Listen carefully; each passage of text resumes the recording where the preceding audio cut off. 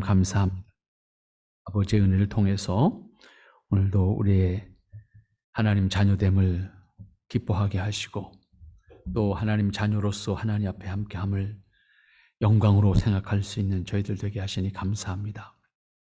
이 시간에도 우리를 분노하게 하는 세상의 것들이 있습니다. 우리의 마음과 우리의 육신도 세상에 빼앗길 수밖에 없는 환경이지만 하나님 이끌어 주시어서 하나님 은혜 안에서 평안을 누리게 하시니 감사하고 또 주의 지체들과 함께 교제할 수 있는 은혜를 허락하시니 감사하고 무엇보다도 하나님을 한 입으로 찬송하게 하시고 하나님의 말씀을 같은 귀로 청종하게 하시며 하나님 앞에서 함께 화답할 수 있는 모습이 되게 하시니 감사합니다. 하나님, 우리에게 허락하신 은혜의 삶이 세상에서 아름다울 수 있도록 아버지께서 주장하시고 인도해 주시옵소서. 이 시간도 주께서 친히 말씀과 함께 우리와 동행하여 주시어서 말씀과 더불어 땅에 있게 하신 하나님의 뜻이 우리로 말미암아 이루어지게 하시고 그 이루어짐을 통해서 영광을 받으시옵소서. 예수님의 이름으로 기도하옵나이다. 아멘.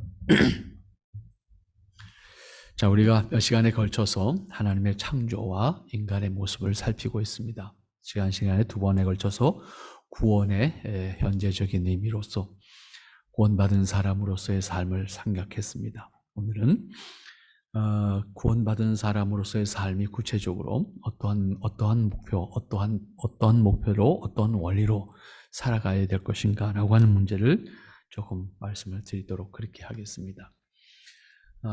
우리는 하나님의 창조에 의해서 존재하게 되었습니다. 이게 기독교의 가장 대전제고 명제입니다. 이 하나님의 창조를 전제로 해서 인간이 존재하고 인간이 존재한다는 것은 하나님의 창조 목적 안에 있다. 다시 말하면 인간을 하나님이 왜 창조하셨는가? 그 창조하신 목적이 인생의 목적이고 인간이 존재해야 되는 이유다. 이게 대전제입니다. 이것을 통해서 우리는 우리의 삶을 찾고 우리의 역할을 찾고 우리의 위치를 찾고 그다음에 우리의 본분, 우리가 감당해야 될 책임도 찾게 되어지는 겁니다. 그런데 우리는 앞에서 생각했던 것처럼 아쉽게도 아담의 타락과 더불어서 우리의 신분이 바로 하나님이 창조하셨을 때 그 신분에서 떨어지게 되는 그 결과 우리는 하나님을 온전히 알 수도 하나님과 교통할 수도 없었던 존재, 또 영원히 형벌 가운데 거할 수밖에 없었던 존재가 되었습니다. 그러나 하나님께서 창조하신 하나님의 백성들을 구원하시고자 하는 뜻을 가지시고 구원의 길을 여시고 구원의 길을 완성하셔서 우리에게 그 은혜를 주셨습니다. 그래서 우리는 그리스도를 통해서 구원받은 사람이 되었습니다. 자, 이때 구원받은 사람이 됐다는 의미가 우리가 지난 시간에 구원의 미래적인 문제, 현재적인 문제 생각했어요. 오늘은 상태를 좀 생각하려고 생각합니다. 구원받은 사람으로서 우리가 구원받았다라고 하는 것은 결국 하나님께서 아담을 창조하실 때 아담이 타락하기 이전의 모습을 우리 한번 생각하시면 돼요. 아담이 타락하기 이전에 하나님과 교통했던 모습, 에덴에서 하나님이 기뻐하시는 모습으로 거하던 그 모습 한번 생각하시기 바랍니다. 그 상태에서 타락과 더불어서 에덴에서 추방당한 거잖아요, 인간이. 에덴에서 추방당했다고 하는 시공간적인 의미를 다 가지고 있는 거예요. 이때 추방이라고 하는 것은 신분의 전락이에요. 상태의 박탈. 에덴이라고 하는 상태의 박탈을 당한 것이고 우리의 신분은 전락한 것이고 이런 거란 말이에요. 자, 그 상태를 생각하면 오늘 우리가 구원이라고 하는 말은 그 상태의 회복이라고 하는 의미로 우리 생각해요. 그 상태의 회복. 다만 회복이지만 아담의 상태와는 다른 회복이에요. 다시 말하면 아담의 상태는 그의 선택에 따라서 타락할 수 있는 가능성이 있지만 우리가 회복된 상태는 다시 타락하는 것이 없는 거예요.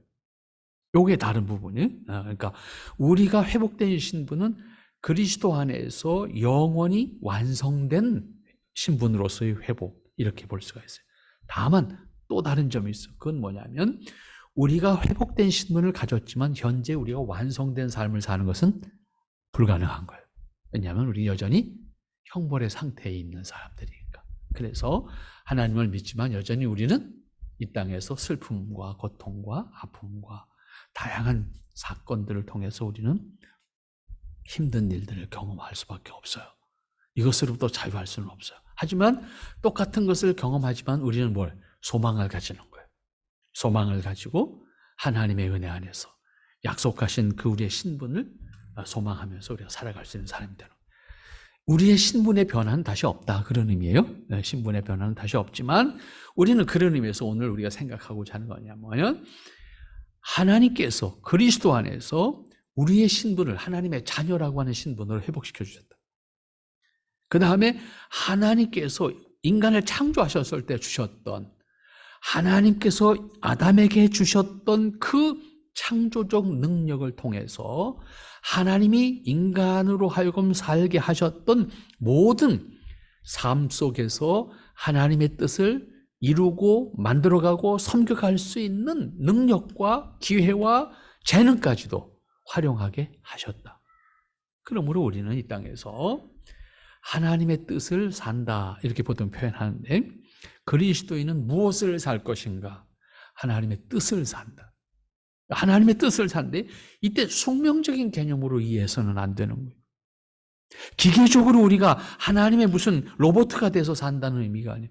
하나님께서 아담에게 주셨던 그 은혜와 마찬가지로 우리에게 모든 자율권이 주어져 있어요. 오늘 그래서 19절 말씀을 일부러 읽었어요. 여호와 하나님이 흙으로 각종 들짐승과 공중의 각종 새를 지으시고 아담이 어떻게 이름을 짓나 보시려고 그것을 그에게로 이끌어 이르시니, 아담이 각 생물을 일컫는 바가 곧 그 이름이라. 인간이 피조 세계에 대한 관할권을 가지고 그 피조 세계를 하나님이 기뻐하시는 뜻대로 다스려 가면서 하나님의 창조 목적을 드러내는 도구로 함께 즐거워하는 거예요. 이것이 그리스도인이 선도해야 할 오늘날 상태에서 본다면 선한 문화,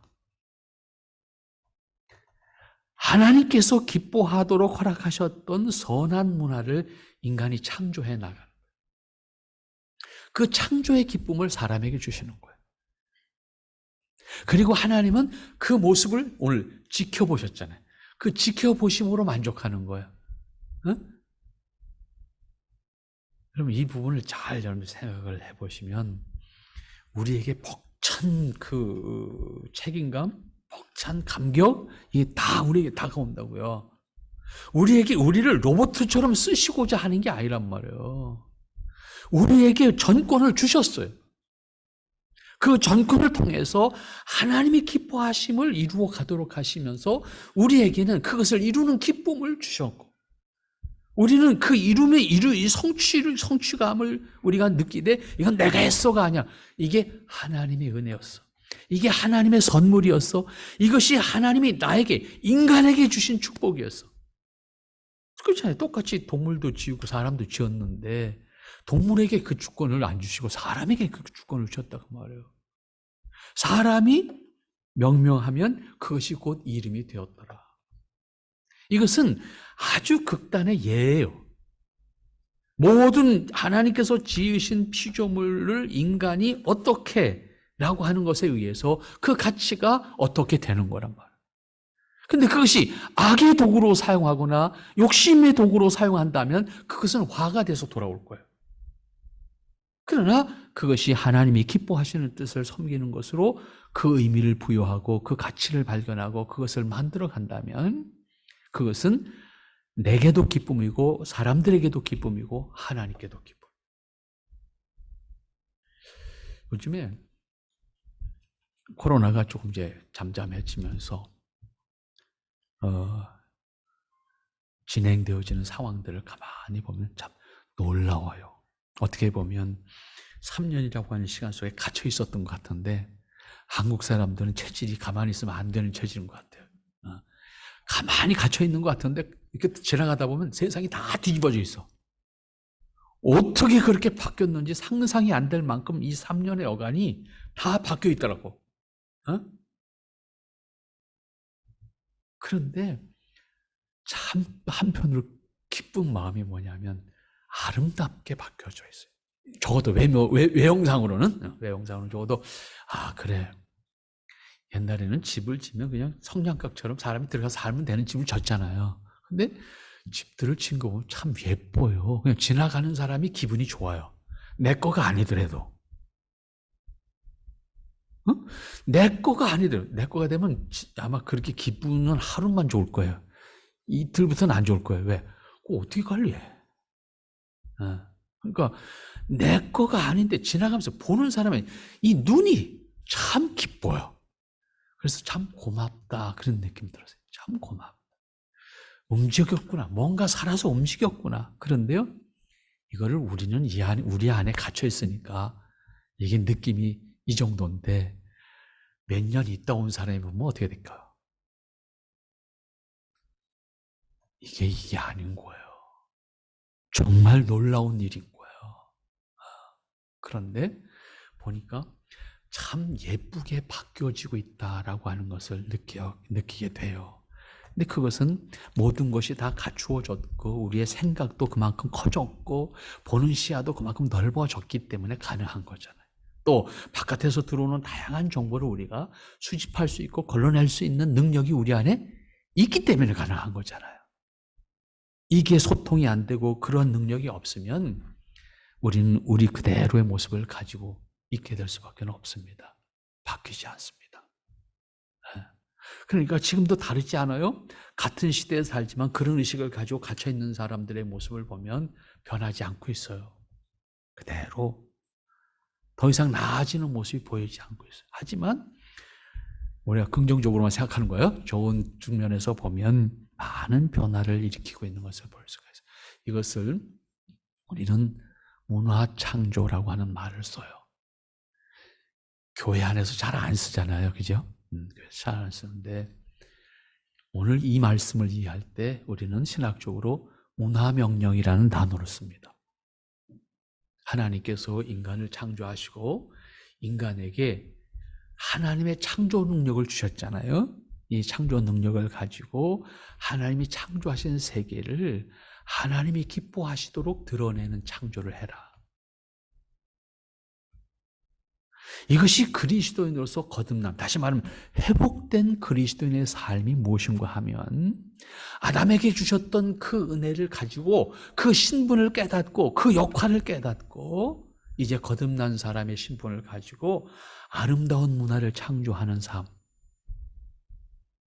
아름다운 삶을 스스로 만들어가는 거예요. 이거를 우리가 제가 가끔 아쉽게 표현하는 단어가 있죠. 한국교회가 누림을 말하지 않는 교회잖아요. 이 부분이 아쉬운 거예요. 우리에게 주어진 기회를 통해서 누림이라는 단어가 우리는 경제적으로 어려웠기 때문에 이 단어는 사치라고 하는 단어랑 같이 있어요. 누림이라는 단어 자체가. 그래서 우리는 누릴 줄 몰라요. 누린다고 하는 단어는 뭐와 같이 가냐면 뭐랄까요? 졸부와 같이 뭔가 돈을 쓰는 개념으로 누림이라는 이해를 했어요. 그러나 누림은 그런 거 아니에요. GNP가 1000불이면요 1000불의 누림이 있어야 되는 거예요. GNP 10,000불이면요 10,000불의 누림이 있어야 되는 거예요. 이것이 결과적으로 일반 사회에서 하는 말을 바꾸면 이게 삶의 질이라는 단어로 바뀌어요. 우리의 삶의 질이 바뀌어야 되는 거예요. 근데 우리는 단순히 삶의 질을 말하게 되면 내가 사는 것만 생각하잖아요.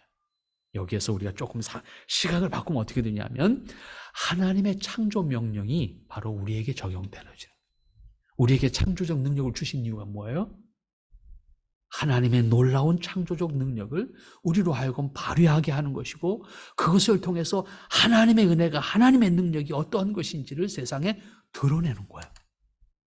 그리고 그것을 기뻐하는 거예요. 그것을 감사하는 거예요. 내가 이걸 잘했어, 나 최고야, 이게 아니라 이 능력을 하나님께서 주신 거고 이 능력을 통해서 하나님을 기뻐하러 가신 거잖아요. 하나님이 창조하시고 기뻐하셨잖아요. 만족하셨잖아요. 그 기쁨을 우리에게 창조와 더불어 누리도록 하신 거예요. 기뻐하도록, 그것을 감격하도록. 그런데 나는 하나님의 피조물이야. 하나님께서 나에게 그 능력을 주셨고 하나님이 그것을 기뻐하게 하셨어. 우리는요, 실제로 그러한 누림을 여러분들 일상에서 다 누리고 있다고요. 그런데 이걸 신앙과 대입하고 있지를 못해서 문제인 거예요. 자, 여러분들이 여러분의 마음에 드는 옷을 입으셨어요. 여러분이 만드신 거 아니에요. 누군가 만들었어요. 누군가 디자인했다고. 나는 소비예요. 나는 소비자지만 소비하는 기쁨이 있는 거잖아요. 여러분들이 음식을 만드셨어요. 음식을 나누는 기쁨이 있어요. 그것을 먹는 사람이 기쁘게 먹으면 그 기쁨에 나눔이 있는 거예요. 누름이라고 하는 단어가 졸부의 삶을 살라는 의미가 아니라 내게 주어진 현재, 내게 주어진 능력, 내게 주어진 재능을 통해서 함께 기뻐할 수 있어라 그 말이에요. 근데 그 기쁨이 하나님의 은혜를 찬양하는 거예요. 하나님이 주신 그 은혜를 찬양하는 거예요. 하나님 모르는 사람과 하나님 아는 사람의 차이가 여기에 있는 거예요. 하나님 모르는 사람은 내가 했어. 내가 이만큼 소유했어. 내가 이걸 할 줄 알아. 이걸로 만족하는 사람. 그 성취감을 통해서 자기를 자랑함으로 기뻐하는 사람이에요. 하나님을 믿는 사람은 그 모든 것이 하나님의 은혜였음을 고백하고 모든 것이 하나님의 은혜였기 때문에 하나님이 영광 받으실 수 있는 나의 모습이기를 기뻐하는 거야. 그런 의미에서 우리는 창조의 은혜를, 창조적 능력을 받은 사람으로서 창조 명령을 수행할 수 있는 사람. 다시 말하면 우리는 신분을 이제 하나님의 은혜를 누리면서 하나님의 뜻을 섬기면서 하나님의 창조 명령을 이루어가는 삶을 살도록 허락받은 사람들이니까 우리는 기꺼이 우리에게 주어진 기회와 시간과 능력을 통해서 하나님의 자녀로서 하나님께서 주신 이 땅에서의 모습 속에 내가 하나님의 뜻을 이루어가는 삶. 이것을 일반적인 용어로 문화를 창조해 나가는 삶. 아름답게 내 삶을 만들어가는 삶. 가정을 아름답게 만들고 우리와 함께하는 사람들과의 관계 속에서 우리 지역사회 속에서 우리와 함께하는 이 땅의 사람들이 함께 기뻐할 수 있는 모습을 우리가 만들어가는 거예요. 그것을 각각의 역할을 통해서 각각의 직분을 통해서 사회적인 직분들이 있지 않습니까? 각 직장을 통해서 하는 일들도 다 다르지 않아요. 단순히 돈을 벌고 내가 먹고 살기 위한 수단으로서 그 일을 하는 것이 아니라 그 일을 통해서 많은 사람들에게 혜택을 줄 수 있고 누릴 수 있는 기회를 주는 거예요. 그것에 대한 자긍심, 그것을 통해서 함께 이루어가는 삶을 우리가 살아갈 수 있어야 하는 것이다라고. 그런 측면에서 우리 그리스도인들의 적극적인 삶이 필요하고 적극적인 자세가 필요해요. 이때 적극적이라고 하는 것은 뭐가 되어가는 것을 내가 혜택을 받는 사람의 입장에서만이 아니라 내가 감당함으로 말미암아 나눌 수 있는 것이 뭘까? 내가 감당함으로 말미암아 우리 사회가 좀 더 좋은 모습이 될 수 있는 것은 어떤 것일까? 아주 작은 것에서부터 우리는 이제 이런 경제적인 발전과 더불어서 사회 현상 속에서 나타나는 우리 사회가 다른 선진국에 비해서도 선진국적인 모습을 가지고 있는 것이 참 많아요. 그 가운데 선진국이 한국을 보고 놀라는 것 몇 가지가 있습니다. 그 하나가 화장실입니다. 세상 천지에 한국만큼 화장실 좋은 나라는 없습니다. 분명히 기억하십시오. 유럽 세상에서 화장실 제일 안 좋은 나라입니다. 어느 나라도 똑같습니다. 이태리, 스페인, 영국, 여러분 화장실 한번 갔다 오려면요 참 고난의 행군을 해야 됩니다. 왜? 일단 화장실 숫자가 없어. 기다려야 돼. 근데 돈도 내래. 돈 내는 게 문제가 아니야. 돈 받았으면 깨끗해야 될 거 아니에요. 들어가면 지저분하게 세상에 이를 데가 없습니다. 프랑스 화장실 아예 없습니다. 알아서 해결해. 여러분 아시죠? 왜 여자들 구두가 높아졌는지 아십니까?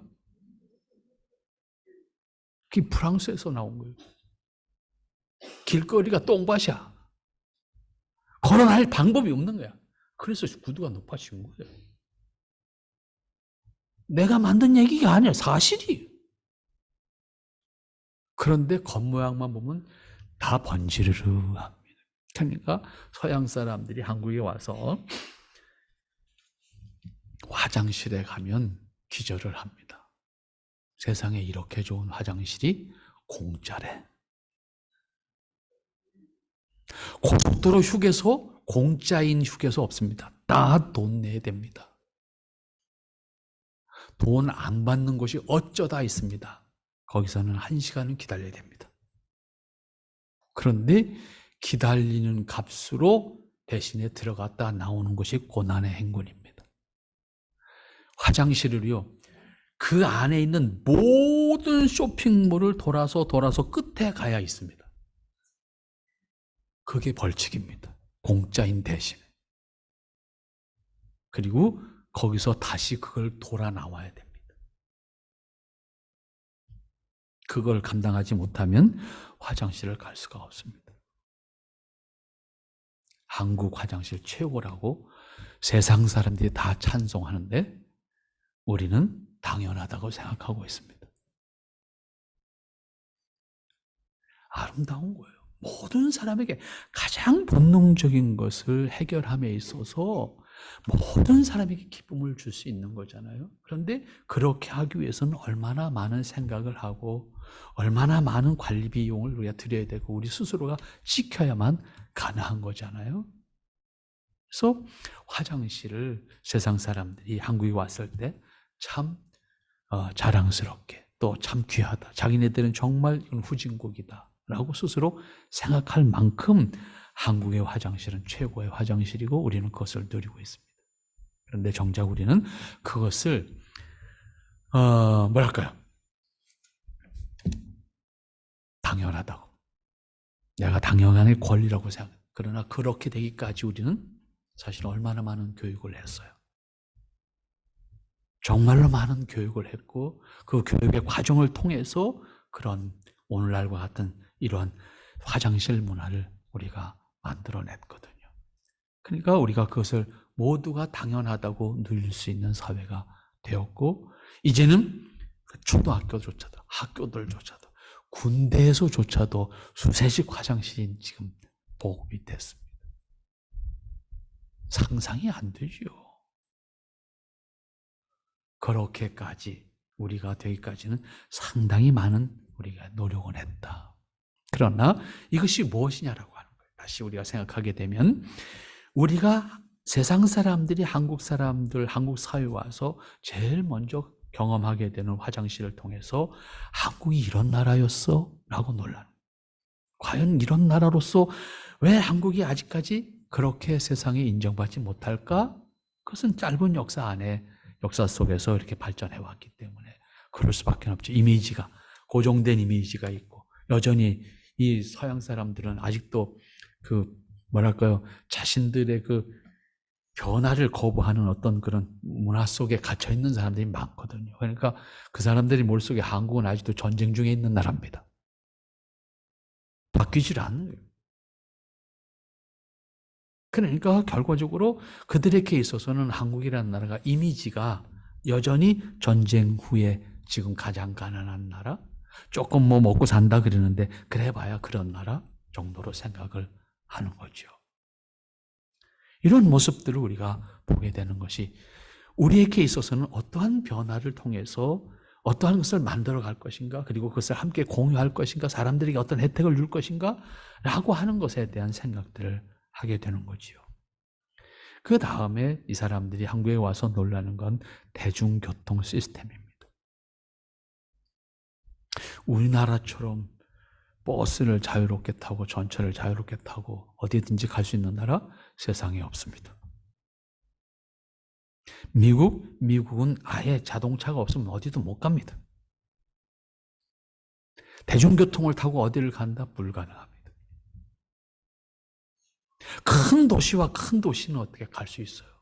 하지만 나머지는 방법이 없습니다. 그러니까 자동차를 타고 갈 수밖에 없습니다. 그런데 서양 사람들이 한국에 와서 놀라는 게 뭐예요? 그게 환승이 된대. 이건 다 기절하는 거예요. 그냥 있는 것만 해도 감사한데 환승이 된다? 어느 나라도 없습니다. 세상에 환승된 나라는. 근데 그것도 버스와 전철도 된대. 거기다가 교통카드 하나 있으면 택시도 탄대. 이게요, 한국이 이룩해 놓은 IT 기술과 생활상에서 접목해 놓은 발전상이거든요. 정말 놀라운 거예요. 어느 나라도 해내지 못한 겁니다. 여러분, 재작년에 동경에서 올림픽 하지 않았습니까? 올림픽. 뭐 코로나 때문에 했는지 안 했는지 잘 모르지만 했어요. 했는데 일본이 그게 뭐예요? 나는 안 써서 그 페이 카드에서 그 신용카드 단순히 신용카드뿐만 아니라 카드로 결제가 되잖아요. 일본은 이 시스템이 없어요. 그래서 올림픽을 앞두고 이걸 구축하지 않으면 손님을 받아도 꽝이잖아. 그러니까 우리나라 네이버가 다 했다고. 네이버 결제 시스템을 일본에 구축을 해서 네이버가 일본의 모든 그 결제 라인을 만들어 놓은 거예요. 또 하나, 우리가 애들부터 모든 사람이 쓰고 있는 카톡, 움써 네이버가 만들어줬어. 올림픽 때. 여러분, 우리나라가 보통 나라가 아니에요. 그런데 문제는 뭐냐면 기능적인 측면에서는 이렇게 발전을 해갔어요. 그것을 우리가 어떻게 그것을 모든 사람들에게 좋게 아름답게 나눌 수 있는, 이건 우리의 의식의 문제다. 인격의 문제고, 더 나아가서 그 의식이 우리에게 만들어요. 그 의식을 통해서 많은 사람들에게 같은 혜택을 또 편리하게 살아갈 수 있는 방법을 제시할 수 있으면 더 좋겠다. 선한 방법으로. 그런데 여러분들이 아시는 것처럼 중국이 같은 방법을 사용하되 악한 생각을 했잖아요. 거기다 꼼수를 넣은 거잖아. 모든 정보를 빼내서 자기네들이 뭔가 이용하려고 하고. 이런 것이 되게 되면 결과적으로 이건 다시 망가지는 것이 되고 말아요. 사람들이 거부하게 됩니다. 오늘 우리는 다시 한번 생각합니다. 우리가 회복된 하나님의 사람으로서 무엇을 살 것인가? 그냥 지나가는 대로 우리에게 주어진 시간을 살고, 그 다음에 우리에게 주어진 그냥 하루 먹고 사는 것으로 만족할 것인가? 매우 자연스러운 것이 필요합니다. 특별한 것을 매일 뭔가를 만들어서 우리가 살라는 얘기가 아닙니다. 우리에게 주어진 매일의 삶 속에서 내 역할에 충실하고 내 감당해야 될 일에 충실하고, 그 가운데 우리가 감당해야 될 것이 뭔가, 내게 주어진 가장 기본적인 것에 대해서 하나님의 사람으로 우리가 충실하게 감당해 나가는 거예요. 그 가운데 하나 더 우리가 더 한다면, 서양 사람들이 한국에 또 하나 놀라는 거 있어요. 그게 뭐냐 하면 쓰레기 수거 시스템입니다. 우리가 늦게 받아들였잖아요, 사실은. 그런데 우리나라처럼 하는 나라가 없습니다. 받아들이긴 늦게 받아들였는데 우리나라처럼 이렇게 분류해서 처리하는 시스템을 완성시킨 나라는 없습니다. 왜? 국민들이 그렇게 해줘야 되는 거잖아요. 안 해주면 시스템이 있어도 안 되는 거예요, 이거는. 국민들 스스로가 분리를 할 줄 알고 분류를 통해서 정확하게 분류해 줄 때 가능한 거잖아요. 제가 이 말씀드리는 것은 여러분들이 집에서부터 하는 거잖아요. 이게 다른 말로 바꾸면. 여러분 개인이 하는 거잖아요. 예를 들어서 종이를 버릴 때 종이에 비닐이 붙어 있는 것들이 많아요. 벗길 수 있는 것이 있지만 벗길 수 없는 거 있어요. 벗길 수 없는 건 쓰레기예요. 벗길 수 있으면 재활용이 돼요. 그런데 많은 우편 봉투에, 여러분들한테 고지서 오는 봉투에 보면 비닐이 붙어 있다고. 이걸 띄어서 버리냐 안 띄어서 버리냐의 차이가, 이게 재활용이 되냐 쓰레기로 갈 거냐, 두 개가 결정이 돼요. 예를 든다면 이걸 내가 할 수 있는 사람, 나를 위한 것이 아니에요. 우리 모두를 위해서 이거를 하게 되면 재활용품이 됩니다. 안 하면 쓰레기로 소각돼야 됩니다. 플라스틱 용기든 무슨 용기든 우리는 그것을 분류해서 활용할 수 있도록 할 것이냐 안 할 것이냐, 각각의 의식에 의해서 만들어지는 문제거든요. 그거 했다고 누가 뭐라는 사람 없고 안 했다고 뭐라는 사람도 없어요. 하지만 하면 누가 나한테 칭찬하지 않아도 나는 최소한도 내가 쓴 것에 대해서 책임을 다하는 사람, 이렇게 되는 거예요. 이게 우리가 회복된 사람으로서 하나님 앞에서 가장 기본적으로 우리 사회 안에 내 역할이에요. 그런 의식을 가지고 우리 사회에 좀 더 적극적으로 더 다가간다고 하면 그리스도인들의 모습이 우리 사회에 건강한 문화를 이끌어가는, 그 다음에 우리 사회의 전체적인 측면에서 보면 쓰레기로 낭비하는 것을 줄여갈 수 있는 그런 역할을 하는 사람, 더 나아가서는 그 재활용을 통해서 이 지구의 자원을 아끼는 역할을 최소한도 감당하는 사람 되는 거죠. 우리가 사용하는, 우리가 컴퓨터가 나오면서요, 컴퓨터가 나오면서 처음에 컴퓨터가 나올 때, 야, 종이를 참 전략하겠다, 모든 사람이 그렇게 생각했어요. 그런데 컴퓨터가 나온 다음에 종이를 전략하는 것이 아니라 종이를 훨씬 더 많이 씁니다. 몇 배나 더 많이 씁니다. 손으로 쓰면 몇 장만 쓰면 힘드니까 몇 장밖에 안 쓸 거 아니에요. 근데 이거는 뭐 하나 틀리면 다시 뽑아, 이렇게 되는 겁니다. 이걸 어떻게 할 거냐? 눈에 보이지 않습니다. 하지만 그것이 우리에게는 큰 일입니다. 지구의 자원은 한정되어 있습니다. 우리가 뭘 감당할 것인가? 누구에게 드러내기 위해서가 아니에요. 우리가 일상에서 하나님이 주신 것을 우리가 어떻게 활용해서 귀하게 드러낼 것인가? 그 다음에 그것을 통해서 하나님이 허락하셨던 은혜를 우리는 날마다 생각해 볼 수 있어요. 우리가 물을 쓰든지 마찬가지예요. 물을 쓰든지 우리가 흔하게 쓰는 물을 사용할 때도 하나님의 은혜를 생각할 수 있어야 되는 거예요. 여러분, 어저께 며칠 동안 비가 장대비 쏟으니까 비가 또 원망스러워. 근데 곧 2주간 전만 해도 어떻게 됐어요? 물이 없다고 난리가 나가지고 무슨 물을 어떻게 써야 된다고 난리 치면서 가뭄 대책은 어떻게 해야 될 거냐, 뭐 어느 댐이 말랐다, 뭐 난리 쳤어요. 없어서 원망이고 있어서 원망이고. 우리는 물을 잘 관리할 수 있어야 되는데 물을 사용하는 것도 에너지 하면 안 되는 거죠.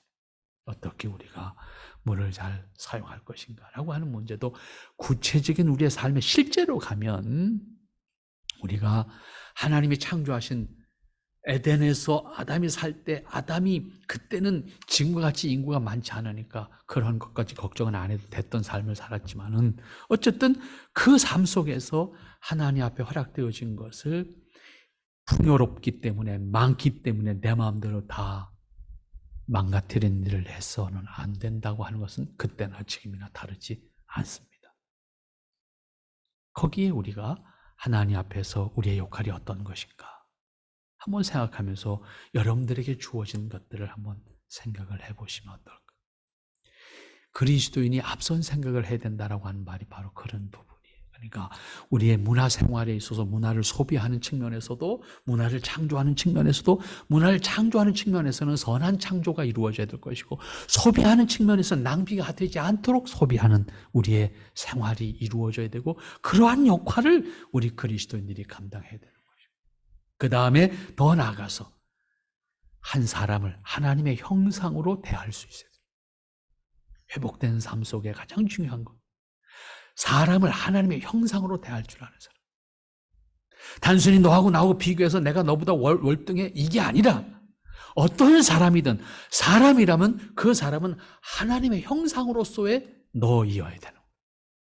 그 마음을 가지면 적어도 그 사람을 사랑하지 못한다 할지라도 그 사람을 그대로 인정할 줄 아는 사람이 되어야 된다고 말해요. 어떤 능력이 다른 사람보다 탁월하다고 해서 못하다고 해서 그것으로 사람을 단순히 평가하는 사람이 되지 않고 그 사람이 어떤 사람이든 사람으로서 대할 수 있는 우리의 의식, 적어도 그리스도인의 의식은 그러한 의식이어야 합니다. 그러한 의식으로 우리가 큰 사람으로 준비되어야 됩니다.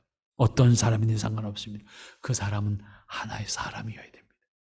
인격으로서의 사람이어야 됩니다. 하나님의 형상으로서의 사람이어야 됩니다. 근데 참 현실로 맞닥뜨리면요 힘들어요. 쉽지 않습니다. 참 어려운 사람들이 있어요. 대하기 어려운 사람들이 있어요. 제가 언젠가 말씀드렸잖아요. 제가 있었던 고베 학교에서 한 블록 딱 한 블록 거기에 야마고치 뭡니까? 일본말로 뭐라고 야쿠자 야마구치파 야쿠자 본부가 그 학교 옆에 있었습니다. 근데 내가 그걸 알았나? 모르지. 근데 그 야쿠자 본부 앞에 목욕탕이 있습니다. 내가 갈 수 있는 목욕탕이 거기입니다. 거기를 어느 날 갔는데 아무 생각 없이 쑥 들어갔는데 다 이딴 등치들이 여기다가 온몸에 문신한 등치들이 꽉 차 있는 거예요. 쫄았죠. 한순간에 쫄았죠. 이게 맨날 오는 목욕탕인데 이게 뭐지? 난 아무 정보가 없으니까 뭔지 모르는 거예요. 그 학교를 이제 돌아가서 물어보더니 여기 뭐냐 이거? 그랬더니 몰라요? 그랬더니 뭘 몰라? 야마구치 본부예요? 그러더라고. 사람 대하는 거 참 힘들 때 있습니다. 눈길을 어디다 둘 수가 없는 거야, 이게 상황이. 똑바로 쳐다보면 얻어 터질 것 같고. 그렇다고 회피만 할 수도 없고. 사람을 사람으로 이렇게 편안하게 대한다는 게 어려울 상황들이 참 많습니다. 무안해서 그럴 수도 있고, 내가 잘못해서 그럴 수도 있고, 혹은 참 힘든 어떤 장면, 상황에 처한 사람이 있을 수도 있고, 참 어렵습니다. 그것을 다 같은 마음으로 대한다? 쉽지 않습니다. 그런데 우리에게 주신 본분이 뭐예요? 하나님의 사람으로 대할 수 있어야 되는 거예요. 그게 우리가 기본으로 해야 되는 거예요. 특별하게 하는 것이 아니라 기본으로. 그래서 어떤 사람이든지 하나님의 형상으로서 그 사람을 인정하고 바라볼 수 있어야 되는 거예요. 그러기 위해서는 속이 터질 때도 있지. 무서울 때도 있고 견디기 힘들 때도 있어요. 하지만 그것이 우리가 회복된 사람으로 대할 수 있는 것이고 세상이 왜 이렇게 참 경쟁이고 다툼이 많고 같은 나라 하나 같은 민족 안에서도 이렇게 싸움이 있을까? 다 짜주고 들어가면 그거예요. 너를 너로 존중하는 마음을 가질 수가 없는 거예요. 하나님의 형상으로 너를 바라볼 수 있는 내가 못 되는 거예요. 서로가. 그래서 왜 쳐다보냐고 때리고 기분 나쁘다고 때리고 그런 거잖아요. 잘한다고 때리고. 제가 초등학교 때까지 참 작았어요. 조였으면 맨 앞에 섰어요. 중학교 때 갑자기 컸어요. 중학교 때 갑자기 컸는데 고등학교 때 다 안 크는 거예요. 고등학교 들어갈 때 우리 반에 35명인데 내가 33번 했어요. 당시엔 키 순서로 번호를 매겼잖아요. 33번 했는데 한 학년 올라가니까 내가 30번으로 내려가는 거야. 3학년 내가 하니까 더 내려가게 되는 거야. 이건 안 되겠다. 그래서 앞에 있는 애들한테 야, 좀 숙여라. 내가 더 내려가야 되겠냐? 그래서 앞에 있는 애들한테 숙이게 해가지고 내가 31번을 고수했어.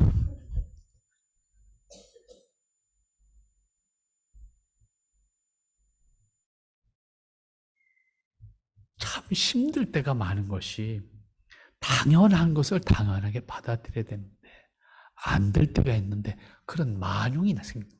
사람 마음에. 그런 만용이 생기면 자기도 모르게 그럼 걔네들은 또 나한테 뭔 생각했겠어요. 근데 뭐라고 그랬다가 야단 맞을 것 같고, 그러니까 좀 쭈그려서 내를 31번 만들어줬어. 선생님이 알아. 선생님 바본가? 선생님 알지. 선생님도 눈 감아줘. 근데 고맙지.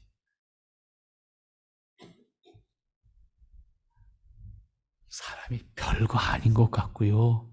참 마음 힘들게 만들고 힘들어해요. 그게 사람이에요. 똑같아요. 다르지 않아요. 오늘 적어도 우리가 예수님 믿는 사람으로서 우리가 어떤 사람이어야 될까? 특별한 거 하자는 얘기 아니에요. 사람을 그냥 사람으로 존중할 수 있는 법. 거기다가 하나님의 형상으로서 너를 존중할 수 있는 사람. 가장 기본적으로 중요한 거예요. 그 다음에 재주고 능력이고 그거는 덤으로 있는 거예요. 가장 기본적으로는 하나님의 형상으로서 너를 존중할 수 있는 내가 되도록 하죠. 그렇게 우리가 함께 살면 우리 함께하는 우리 지체들과의 관계도 아름답고 기쁘고 마음이 부담이 안 되고 그 다음에 다툼이 마음이 끓지 않아. 속 시끄러운 일이 안 생긴다. 근데 그러한 여유가 없으면 속 시끄러운 일이 생기게 되는 것이 사람과의 관계입니다. 누구하고 관계없어요. 형제들끼리도 다르지 않아요. 그러니까 오늘 우리가 큰 엄청난 것을 내가 뭔가를 쟁취하기 위해서가 아니에요. 하나님의 형상을 회복한 사람으로서 나는 어떤 사람일까? 어떤 사람이어야 될까? 적어도 조금만 생각하면 내가 할 것과 내가 어떤 사람이어야 되겠다라고 하는 나를 만드는 일에 조금 더 할애할 수 있다고 하면 우리가 좀 더 성숙한 사람, 좀 더 넓은 사람, 좀 더 큰 사람, 그래서 조금 더 사람들을 배려하고 함께 할 수 있는 사람들과 여유로운 마음으로 대화할 수 있고 그런 관계가 됩니다. 그러면 나도 편안하지만 함께하는 사람도 편안하고 내 기쁨이 그의 기쁨이 됩니다. 사람들에게 있어서 다른 것보다도 특별히 약한 사람들에게 있어서는 그 약한 사람을 존중해 줌으로써 용기를 가져요. 그것을 참 고맙게 생각해요. 그보다 더 크게 고마움을 느끼는 것이 없다고요. 그런 의미에서 지켜봐 줄 수 있는, 늘 표현하잖아요. 우리가 뭘 못해주더라도 기다려줄 수 있는 사람. 스스로 일어설 수 있도록 기다려주는 사람. 그런 마음으로 함께 한다고 하면 우리가 그렇게 힘든 세상이 아니에요. 옛날처럼 아무것도 없을 때는 정말 힘들었지요. 지금 뭘 하든 할 수 있는 사회가 됐잖아요. 그렇게 힘든 사회가 아닙니다. 기다리면 됩니다. 그리고 그만큼 우리의 관심이 하나님의 사람들에게 가야 돼요. 그래서 제가 늘 격려하자는 말을 하는데 격려할 수 있는 관계를 만들어야 돼요. 격려할 수 있는 관계를 통해서 같이 갈 수 있도록. 같은 길을, 같은 동행이 있다고 하면 더 기쁘잖아요. 기쁨의 배가 이루어지잖아요. 불교 용어 중에 쓰는 말이 하나 있는데 참 좋은 말이 있어요. 좋다는 말은 그 단어가 가지는 의미가 좋다 그런 의미입니다. 도반이라는 단어가 있어요. 도반. 길을 같이 가는 사람 그런 뜻입니다. 길을 같이 가는 사람. 도반이라는 말인데 우리는 인생을 살면서 다 하나님의 자녀라는 신분을 가지고 함께 길을 가는 사람들입니다. 우리 서로 도반으로 생각합시다. 도반으로 생각해서 우리가 하나님의 사람으로 회복된 삶, 회복된 인격, 회복된 신앙, 회복된 역할을 감당하면서 우리가 이 땅을 살아갈 때 단순히 나 어느 교회 다녀 이걸로 만족하는 것이 아니라 우리는 신앙의 공동체이면서 동시에 인생의 도반들인 거예요. 그래서 함께 살아가는 겁니다. 함께 살아가면서 좋은 일, 힘든 일, 아픈 일 함께 가는 거예요. 참 점점 우리가 그런 모임도 생겼더라고요. 생겨야 되는지는 내가 모르겠어. 아직 답을 모르겠는데 얼른 봤는데 1인 가족 모임이라는 게 생겼어. 혼자 사는 사람들끼리의 모임이야. 긍정적으로 생각하면 필요하겠다 라는 생각이 들기도 한데, 그래서 끝까지 혼자 살 건가? 이 생각하면 또 걱정도 돼요.